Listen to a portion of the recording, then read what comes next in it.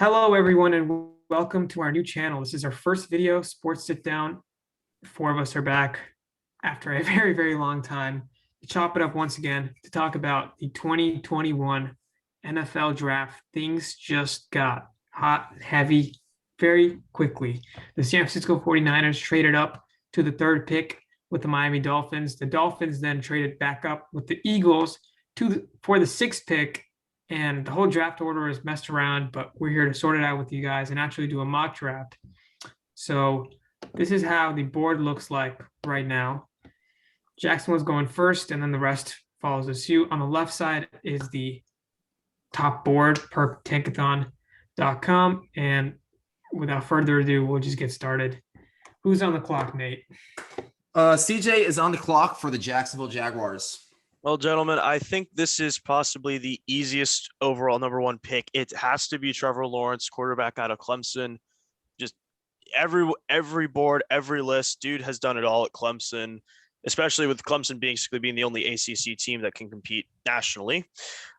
It's pretty easy. Jacksonville needs a quarterback. They're gonna have to, and if they don't pick him, they're gonna look really, really dumber than they already are. Yeah, people are saying this is the most talented quarterback prospect since Elway, since Andrew Luck, which is saying a lot. The dude's a real talent. With that being said, Kieran, you're up for the second pick in the draft representing the New York Jets. No one ever wants to be representing the New York Jets, but I think this is another pretty consensus pick. Zach Wilson, quarterback, BYU. If any of you saw his throws at the pro day, the guy looks like he's going to be an absolute stud in the NFL. They'd have to move on from Darnold a little bit, but I think Zach Wilson's pretty obviously the second best quarterback in this draft. I will note real quickly, sorry, Nate, sorry to cut you off before you make the pick for your beloved Niners. Trades are allowed, and I will be making some. Go for it, Nate. Just for all right. Well, I mean, if you want to ring in, I'm just not going to pick up. All right. With the third overall pick in the draft, I have the Niners taking Justin Fields. I think Trey Lance is off the board for the Niners, mainly just because they did not send anyone to North Dakota State's pro day. I would not be surprised if Kyle Shanahan is enamored by Mac Jones. It seems exactly like we know how much he loves Kirk Cousins. Mac Jones gets a lot of Kirk Cousins comparisons, but I think the Niners are going to like Justin Fields. I think as much as Kyle Shanahan likes those guys who can make the right reads across the middle of the field, I think he wants an athletic quarterback. He knows that's how you're going to compete in the modern day game. And Justin Fields is probably the most athletic quarterback on the board. With the fourth pick, CJ is back on the clock. Excuse me. So with Atlanta, it's getting a little weird because I've seen a couple different places. I've seen the pick up the phone, CJ. Oh, what's the what is this, Mr. Sangani? We As have the possible delegate trade for the Carolina Panthers. I'm the delegate for Carolina. I'm picking eighth. I would like to trade up, if you don't mind. So trade up what for my future first in 2022 and a second in 2022. So you're and saying a third round this year. So the trade would be basically fourth to eighth, and I get an extra pick the next year. First and second, and an extra third this year. You're giving him the house. He's giving them the house, CJ. Do you feel like now the question is, does Carolina need a quarterback that badly? Bro, he's giving you every pick in the draft for the next 5 years. Take it. What is for 5 years? I mean, why not? He's giving you 3 picks. He's giving you 3 picks for the fourth overall pick. You're not taking that's actually a good trade. I'll be honest. I'd probably take that in a heartbeat. Are you taking it? All right, so we swap, yes. I guess. So Atlanta has officially traded their pick to Carolina. Atlanta moves to 8. Carolina moves to 4. You get my first round pick next year, second round pick next year, and third this year. I know Panthers fans are probably mad, but Teddy Bridgewater is not it. And I want to thank Nate for passing on Trey Lance because I think Trey Lance is the real deal. They sent both Matt Rule and their GM Scott Fitterer to his pro day. I'm going all in, boys. I'm sorry, Matt Rule. I'm sorry you have to be sent to North Dakota State. I love Trey Lance, but it's not worth going to North Dakota to just watch a quarterback play and launch some 70-yard bombs, you know?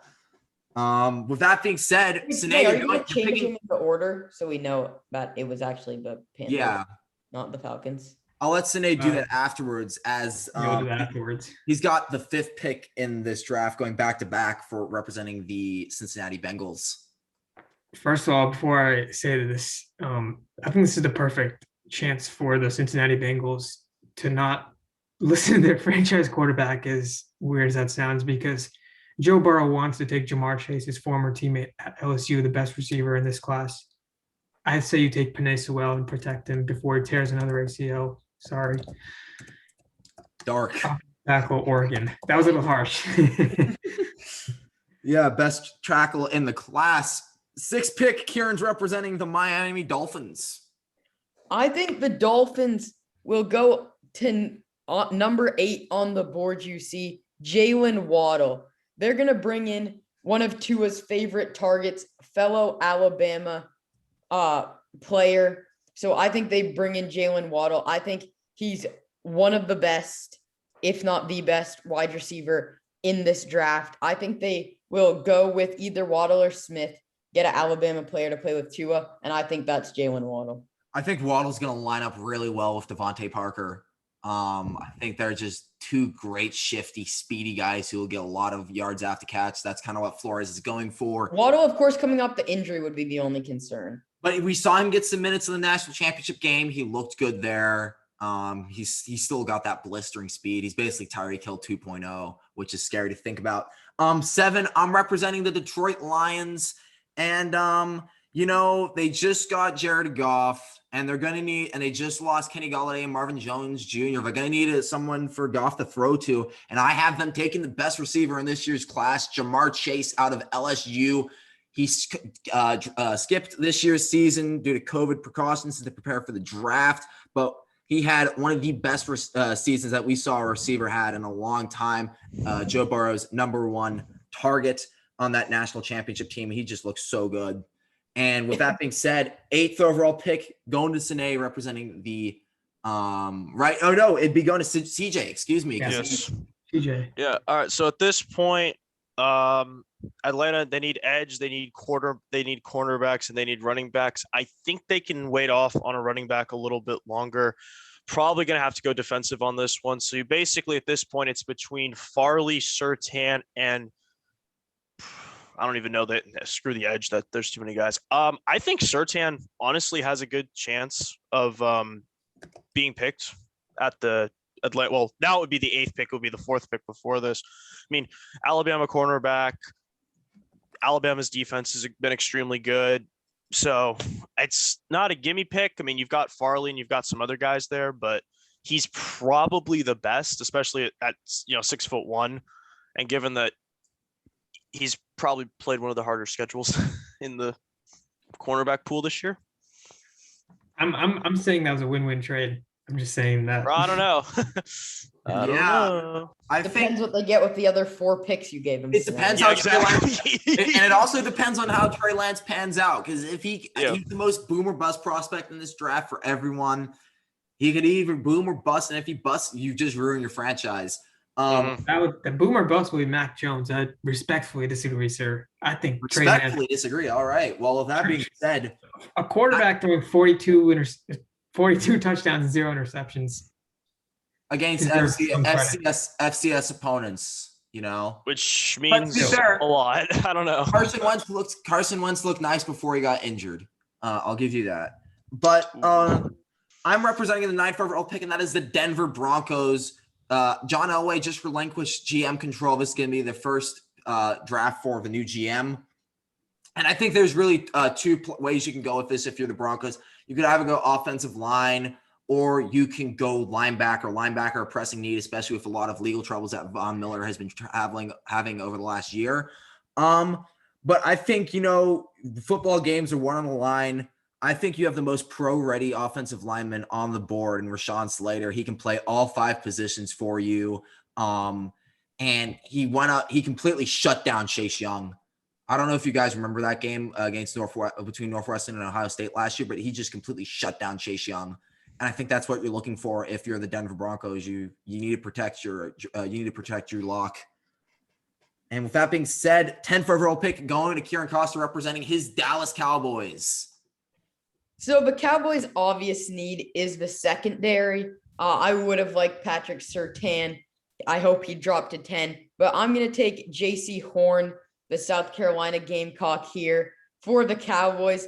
I think he's the second best cornerback on this board. Cowboys really need the help in the secondary.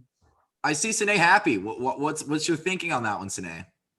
I wanted him on my Philadelphia Eagles, and he worked out on his pro day, #1 ranked corner out of 2,000 cornerbacks that they had, and statistically, per statistics company on Twitter, and his physicals, his measurables, also his tape is top of the top, compares to Jalen Ramsey. Good pick by the Cowboys. I think he also fits very well in that Cowboys scheme. I mean, they ran a lot of man coverage. He's 6'2". He's got great speed. He can keep up with all the great receivers. He can keep up with players like Terry McLaurin. I know they have to face him twice a year. So, that's a great pick by the Cowboys.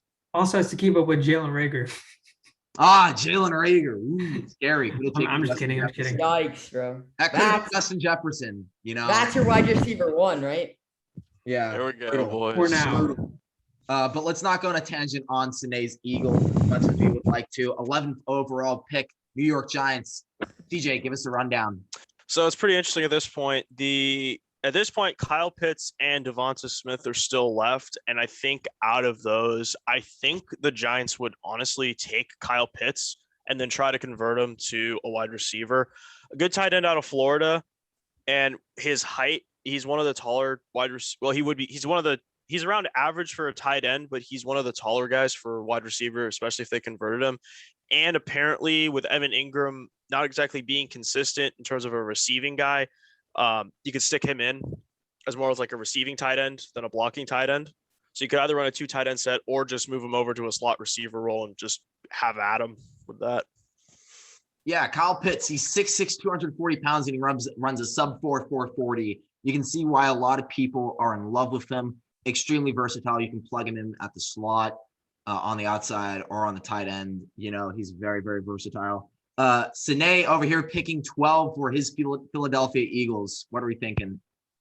Yeah, I'll say great pick. That was back-to-back picks. You stole them right out of I would love to have either of those players. This is a tough spot, honestly, for me as the delegate for the Philadelphia Eagles. Caleb Farley, cornerback who was injured out all year of 2020, and Devonta Smith, who's only 170 pounds, looks like me. I'm no football player, so it's a really tough pick, really tough choice. But I'm going to go with the Heisman winner, has some connection to Jalen Hurts, and just get a receiver and hope this works. But I'll note that they will have to double dip in this draft for receiver if Devonta Smith's the answer. Kieran is representing 13, the Los Angeles Chargers. What are we thinking, Kieran? I think their #1 need is offensive line help. Justin Herbert was the most sacked rookie quarterback last season, and you can see him on the very edge of the draft board. Elijah Vera Tucker from USC. I think he goes to the Chargers here. He stays in Southern California.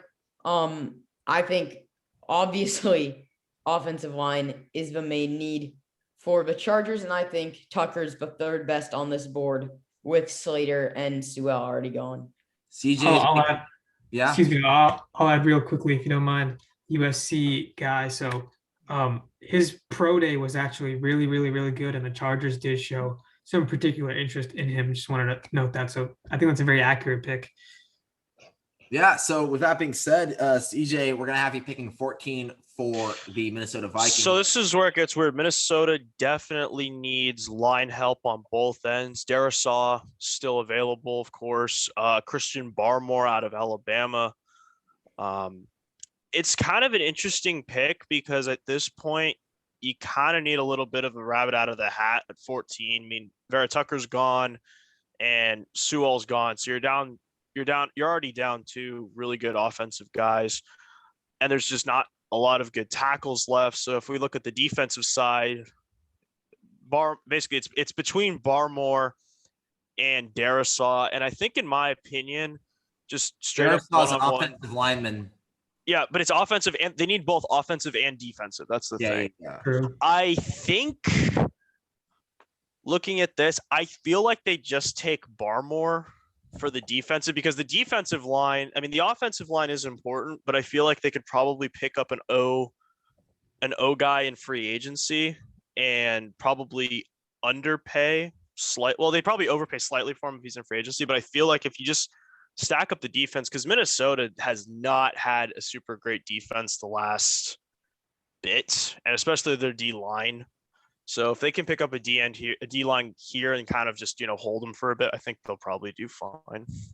Yeah. Okay. With that being said, Sine making his last pick for the New England Patriots, Bill Belichick. What are you saying, Sine?